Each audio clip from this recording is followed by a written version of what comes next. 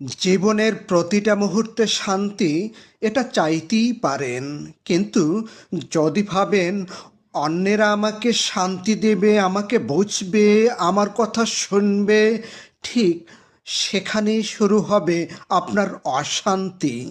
কারণ সত্যিটা খুব সহজ। যখন আপনার মনের ভিতর সারাক্ষণ থাকে স্বীকৃতির প্রয়োজন, বোঝার প্রয়োজন, গুরুত্ব পাওয়ার প্রয়োজন, তখন কেউ সেই শূন্যতা পূরণ করতে পারবে না।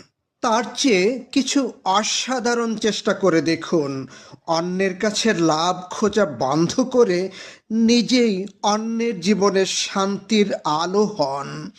নিজে একটু শুনুন, একটু বোঝার চেষ্টা করুন, একটু সাহায্য করুন। অদ্ভুত একটা জাদু আছে এতে। অন্যকে হাসি দিলে নিজের দুঃখ গলে যায়, অন্যের কথা শুনলে নিজের ভেতরের শব্দ থেমে যায়, অন্যকে শান্তি দিলে নিজের ক্ষতগুলো নিজে থেকেই সেরে ওঠে। শান্তি পাওয়ার সবচেয়ে শক্তিশালী উপায় হলো শান্তি দেওয়া।